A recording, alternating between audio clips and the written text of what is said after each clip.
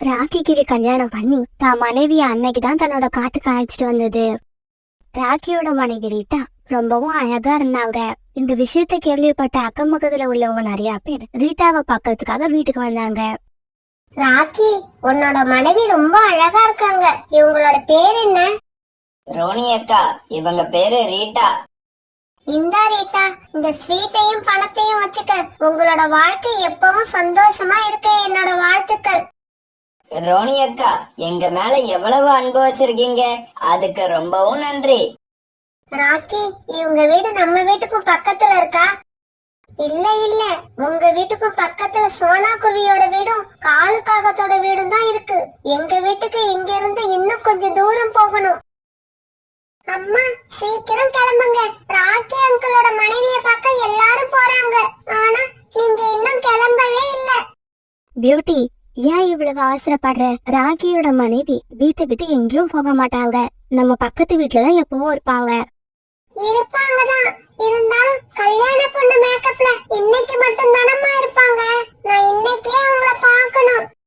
நம்ம காட்டுக்கு புதுசா வந்தவங்க வெறும் கையை வீசிக்கிட்டா போய் பார்க்க முடியும்? இரு, நான் போய் ஏதாவது இனிப்பு வாங்கிட்டு வந்துடுறேன், அப்புறம் போகலாம். இப்படி சொன்ன சோனா குருவி பிறகு இனிப்பு வாங்க பறந்து போச்சு. காலுச்சி, ராக்கி கல்யாணம் பண்ணி தான் மனைவிய வீட்டுக்கு அழைச்சிக்கிட்டு வந்துருச்சா? உங்களுக்கு ஏதாவது விஷயம் தெரியுமா? எனக்கு என்னவோ அழைச்சுக்கிட்டு வந்த மாதிரி தான் தெரியுது. ஏன்னா நிறைய பறவைகள் ராக்கி வீட்டு பக்கம் போய்கிட்டு இருக்காங்க. ராக்கியோட மனைவி சுமாராதான் இருக்காளா, இல்ல என்ன மாதிரி அழகா இருக்காளான்னு நானும் போய் பார்த்துட்டு வந்துடுறேன். கோரி, ராக்கியோட மனைவி அழகா இருக்காளோ இல்லையோ, ஆனா கண்டிப்பா உன்ன மாதிரி கருப்பா இருக்க மாட்டா. என்ன ஜக்கு, அப்பா அடிச்ச ஜோக்குக்கு சிரிக்கிறியா? நான் உன்னை கண்டிப்பா ராக்கி வீட்டுக்கு அழைச்சிட்டு போக மாட்டேன். கோரி, அவன் ஏதோ தெரியாம சிரிச்சிட்டான், மன்னிச்சுட்டு. அவனையும் அழைச்சுக்கிட்டு போய் ராக்கியோட மனைவிய பாத்துட்டு வா. அப்படியே திரும்பி வர்றப்ப அவங்க வீட்டுல இருந்து கொஞ்சம் இனிப்பையும் எடுத்துக்கிட்டு வா. காலேஜி, உண்மையிலேயே ஏதாவது ஸ்வீட் கொடுப்பாங்கன்னு தான் போறேன். மத்தபடி ராக்கியோட மனைவிய பாக்கணும்னு எனக்கு ஒன்னும் ஆசை இல்ல. இப்படி சொன்ன கோரிக்காகும் பிறகு ஜக்குவை அழைச்சுக்கிட்டு ராக்கி வீட்டுக்கு பறந்து போச்சு. இந்த சமயத்துல சோனா குருவியும் தன்னோட பொண்ணு பியூட்டிய கூப்பிட்டுக்கிட்டு ராக்கி கிளி வீட்டுக்கு வந்துகிட்டு இருந்தது. ரீட்டா, எதுக்கு இந்த மோதிரத்தை கழட்டி வச்சுட்ட? பிடிக்கலையா உனக்கு? அப்படி இல்லங்க, அது சைஸ் கொஞ்சம் சின்னதா இருக்கு, அதனால விரல்ல போட ரொம்ப கஷ்டமா இருக்கு.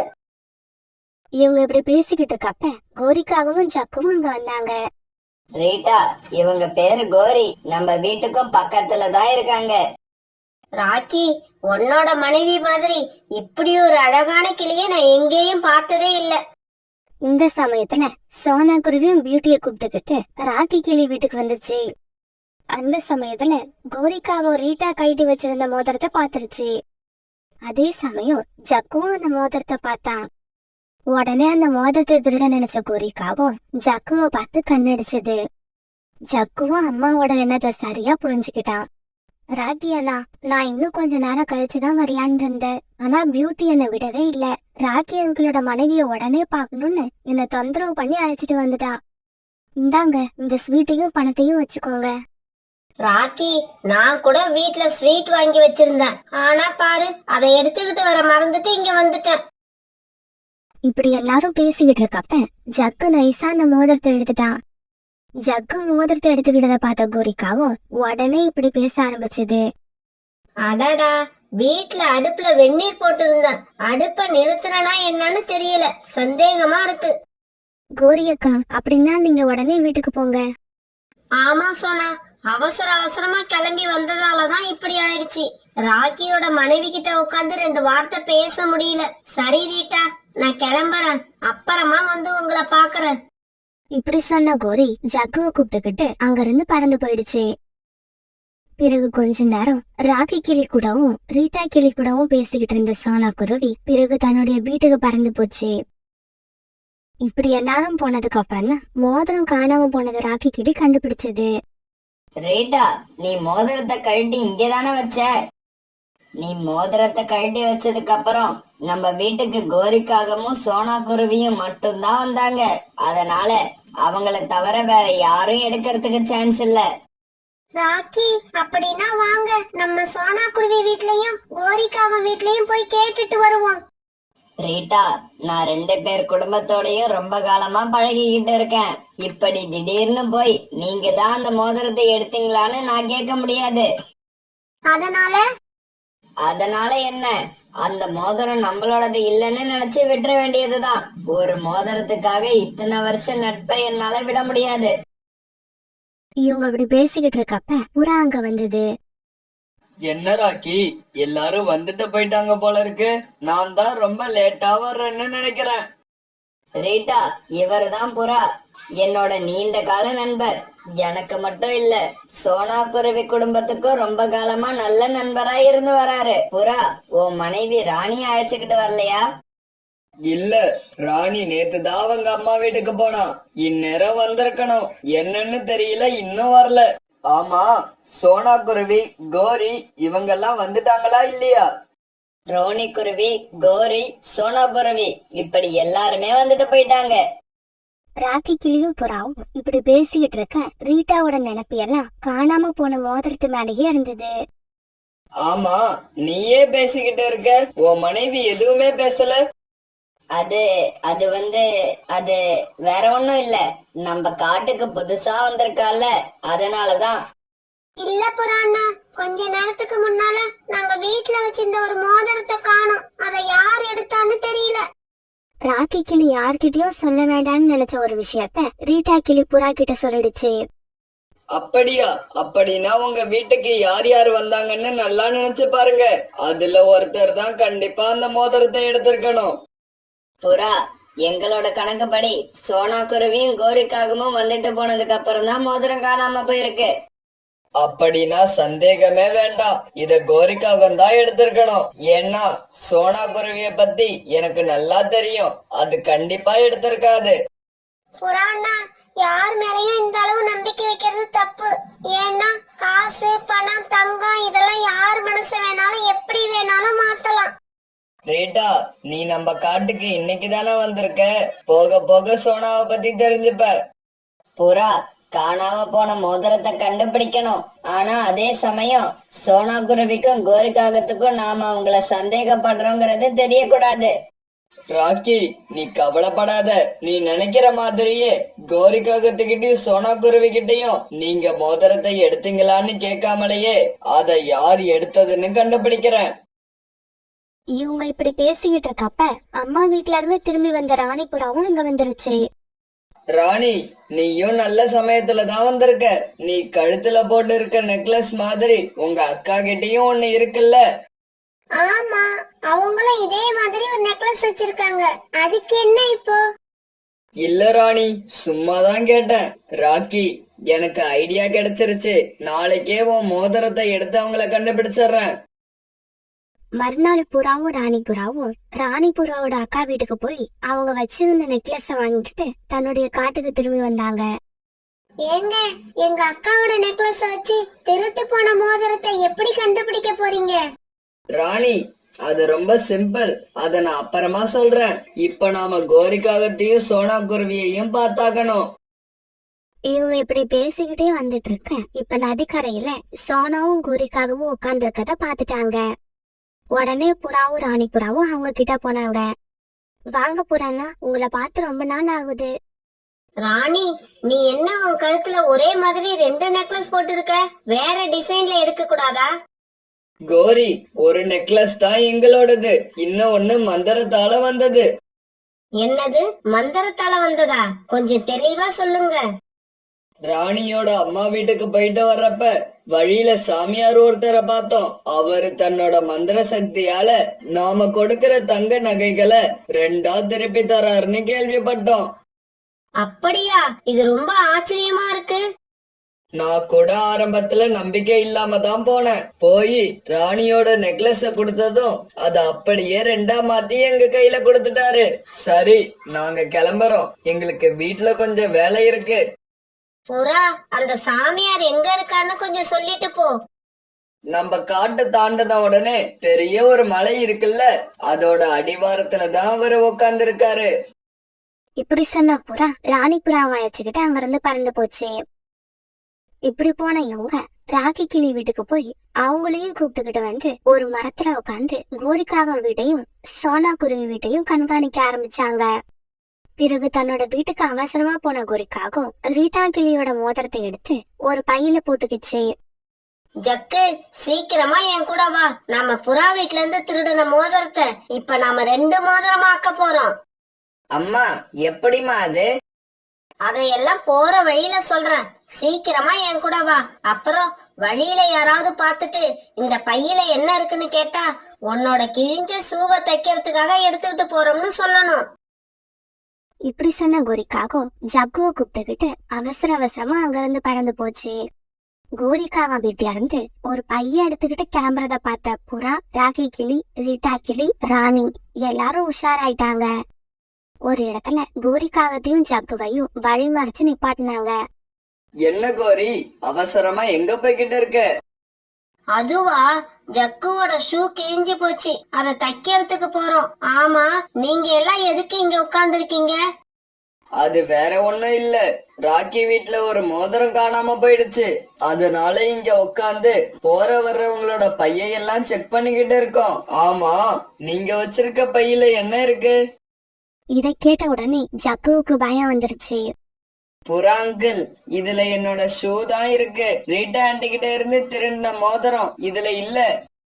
ஜக்கு இப்படி சொன்ன உடனே கோரிக்காகத்துக்கு செமையா கோபம் வந்துருச்சு.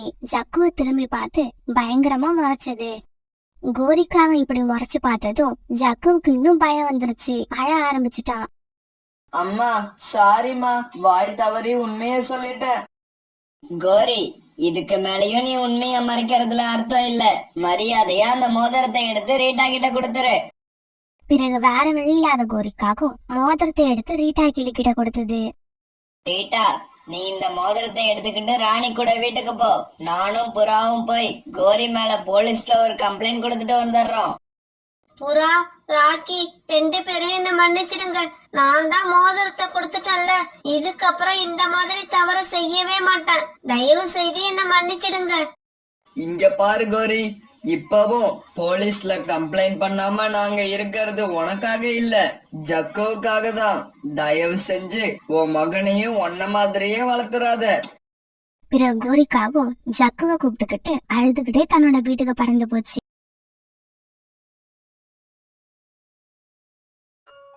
அது ஒரு கோடைக்காலம். பறவைங்க எல்லாம் உணவுக்காக ரொம்ப தூரம் போக வேண்டியிருந்தது. இருந்தாலும் வேற வழி இல்லாம எல்லா பறவைங்களும் உணவுக்காக அலைஞ்சு திரிஞ்சுக்கிட்டு தான் இருந்தாங்க. அப்படிதான் உணவு தேட பறந்து வந்த சோனா குருவிக்கு உணவு கிடைக்காததால அது பறந்து பறந்து அந்த காட்டோட கடைசியில இருந்த மலைப்பகுதிக்கே வந்து சேர்ந்துடுச்சு. இப்படி வந்த சோனா அங்கேயும் எந்த உணவும் கிடைக்காதால உடல் ரொம்ப சோர்வாகி அங்க இருந்த மரத்துல உட்காந்துச்சு. இப்படி உட்கார்ந்த சோனா ஒரு விசித்திர சத்தத்தை கேட்டது. அந்த சத்தம் வந்த திசைய சோனா பார்த்தப்ப அங்க ஒரு கழுகு உட்கார்ந்து இருந்துச்சு. உடனே சோனா அதுகிட்ட போச்சு. சோனா குருவி கழுகு கிட்ட போனதுக்கு அப்புறம் தான் தெரிஞ்சது கழுகு அழுதுகிட்டு இருந்தது. கழுகக்கா, ஏன் இப்படி அழுவுறீங்க? குருவி, கொஞ்ச நேரத்துக்கு முன்னாடி நான் மாமிசம் சாப்பிட்டேன். அதுல இருந்த ஒரு எலும்பு என் தொண்டைக்குள்ள மாட்டிக்கிச்சு. அது உள்ளேயும் போகாம வெளியும் வராம எனக்கு ரொம்ப வலிய கொடுக்குது. இப்படியே இருந்தா நான் கண்டிப்பா செத்துடுவேன். நீ ஏதாவது பண்ணி அந்த எலும்பை எடுத்து விட. எடுத்து விடலாம் தான், ஆனா என்னோட உயிருக்கு பாதுகாப்பு இருக்குமா? குருவி, நீ எதுக்கும் பயப்படாத. நான் உன்னை ஒன்னும் செய்ய மாட்டேன். கழுகு இப்படி சொல்ல சோனா போய் கழுகு வாயில இருந்த அந்த எலும்பை எடுத்து விட்டது. அப்பாடா குருவி, இப்பதான் எனக்கு உயிரே வந்தது. தொண்டையில வலியும் இல்ல. நான் உயிர் பிழைப்பன்னு நினைக்கவே இல்ல தெரியுமா? கடவுள் மாதிரி வந்து நீ என்ன காப்பாத்திட்ட. ஆமா, உன் பேர் என்ன? நீ எப்படி இந்த பக்கம் வந்த? என் பேர் சோனா. நாங்க இருக்கிற பக்கம் உணவு கிடைக்காததால இந்த மலை பக்கம் வர வேண்டியதாயிடுச்சு. ஆனா இந்த பக்கம் வந்து உணவு எதுவும் கிடைக்கல. சோனா, உன்னோட நல்ல மனசுக்கு கண்டிப்பா உணவு கிடைக்கும். இப்ப நீ என்னோட கூட்டுல கொஞ்சம் பழங்கள் இருக்கு பாரு, அதை எடுத்துக்கிட்டு போ. நீ என் உயிரை காப்பாத்துறதுக்காகவே இந்த பக்கம் வந்த மாதிரி இருக்கு. உன்னை நான் எப்பவுமே மறக்க மாட்டேன் சோனா. பிறகு சோனா அந்த பழங்களை எடுத்துக்கிட்டு அங்கிருந்து பறந்து போச்சு. இப்படி சோனா போனதுக்கு அப்புறம் தன்னோட கூட்டுக்கு போன கழுகு அங்க சோனாவோட மணி விழுந்து கிடக்கிறத பாத்துச்சு. அடடா, இது சோனா குருவி போட்டிருந்த மணி தானே? பழம் எடுக்க வந்தப்ப இங்க விழுந்துடுச்சு போல இருக்கு. இப்ப இத என்ன பண்ணலாம்? சரி சரி, இன்னும் 4 நாள் கழிச்சு நாம தான் கடற்கரை பக்கம் இருக்கிற காட்டுக்கு போவோம்ல, அப்ப அப்படியே இந்த மணிய சோனா வீட்டுல கொண்டு போய் கொடுத்துட்டு போயிடுவோம். சோனா குருவிக்கு சிச்சி பியூட்டின்னு 2 குழந்தைங்க. சோனாவுக்கு இப்ப உணவு தேடுறது மட்டும் பிரச்சனை இல்ல, இவங்க 2 பேரும் சமாளிக்கிறது அதை விட பெரிய பிரச்சனை.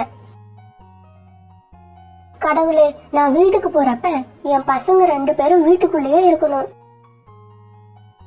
சோனா இப்படி வேண்டிக்கிட்டு போனாலும் அதோட குழந்தைங்க என்னவோ வீட்டுக்கு வெளியில தான் விளையாடிக்கிட்டு இருந்தாங்க. இத பார்த்த சோனா கோபமா வீட்டுக்குள்ள போக, அத பார்த்த பசங்க 2 பேரும் வேக வேகமா அம்மா பின்னாலேயே வீட்டுக்குள்ள போனாங்க. சிச்சி, பியூட்டி, உங்க 2 பேருக்கும் எத்தனை தடவை சொல்றது வீட்டை விட்டு வெளியே வராதீங்கன்னு? என் பேச்சு கேட்கவே மாட்டீங்களா? அம்மா அம்மா, அக்கா அம்மா முதல்ல வெளியே போனா, அதுக்கப்புறம் அம்மா நான் போனேன். அம்மா அம்மா, இல்லம்மா, தம்பி அம்மா முதல்ல வெளியில போனா, அவனை கூப்பிடாதாம்மா நானும் வெளியில போனேன். விளையாடுறப்ப ஒன்னா விளையாட வேண்டியது, அம்மாவை பார்த்த உடனே ஒருத்தர் மேல ஒருத்தர் கம்ப்ளைண்ட் பண்ண வேண்டியது. அம்மா அம்மா, உங்க கழுத்துல இருந்த மணிய காணோம், எங்கம்மா போச்சு? தெரியல பியூட்டி, இன்னைக்குன்னு பார்த்து அம்மா ரொம்ப தூரம் பறந்து உணவு தேட போனேன். எங்க விழுந்திருக்குமோ யாருக்கு தெரியும். இப்படி பேசின 3 பேரும் இரவு உணவை சாப்பிட்டு படுத்து தூங்கினாங்க.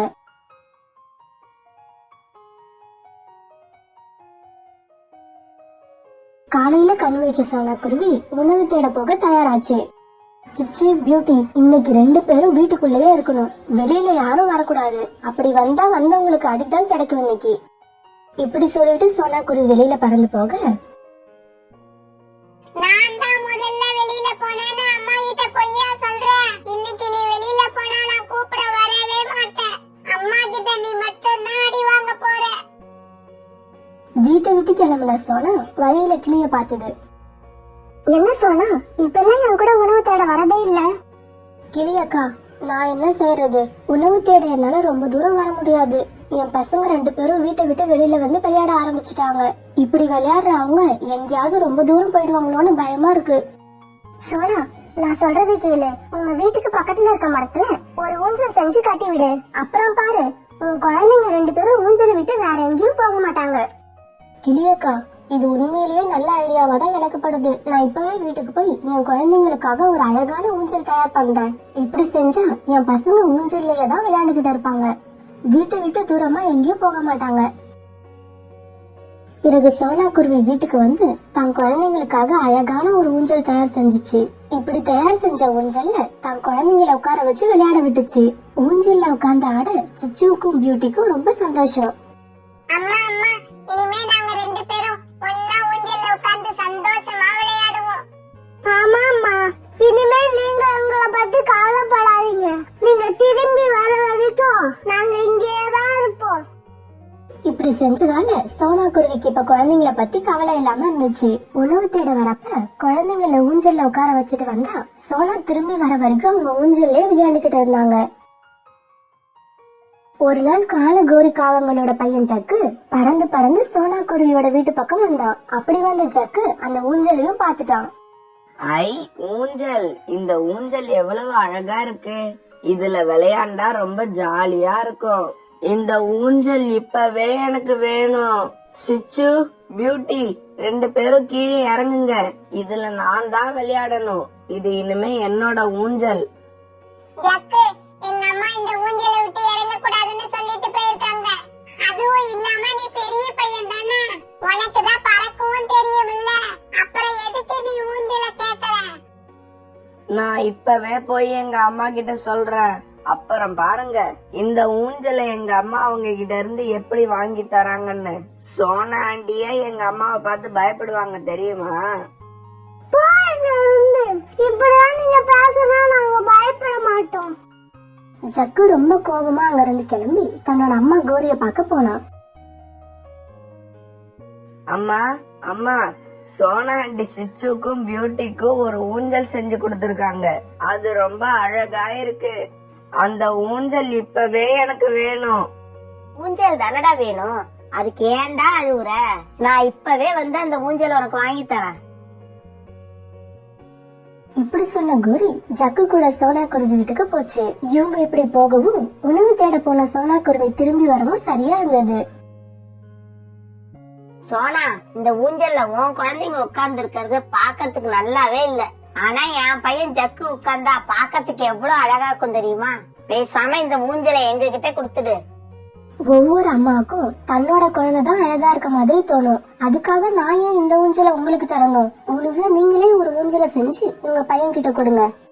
அம்மா அம்மா, என்னம்மா சோனா ஆண்டி உன்னை எதிர்த்து பேசுறாங்க? சோனா, இப்ப இந்த ஊஞ்சலை கொடுக்க முடியுமா முடியாதா?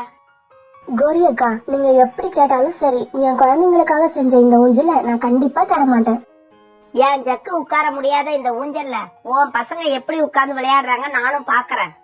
இப்படி சொல்லிட்டு கோரிக்காகவும் தான் பையன் ஜக்குவை அழைச்சுக்கிட்டு பறந்து போச்சு. சிச்சு, பியூட்டி 2 பேரும் வீட்டுக்கு வாங்க, ராத்திரி ஆயிடுச்சு, வீட்டுக்கு போய் சாப்பிட்டு படுப்போம். வீட்டுக்கு போன கோரிக்காகவும் நடந்தது எல்லாத்தையும் தான் கணவர் காளிக்கிட்ட சொல்லுச்சு.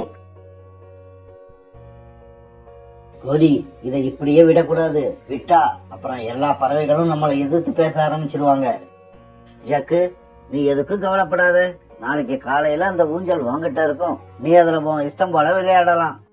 அப்பா அப்பா, அந்த சோனா ஆண்டி அம்மாவையே எதிர்த்து பேசுறாங்கப்பா. ஜக்கு, அப்பாவை பார்த்து நாளைக்கு அந்த சோனா குருவி எப்படி பயப்பட போகுது பாரு. அப்பா பேரை கேட்டாலே எல்லா பறவைகளுக்கும் மனசுல ஒரு பயம் இருக்கும்.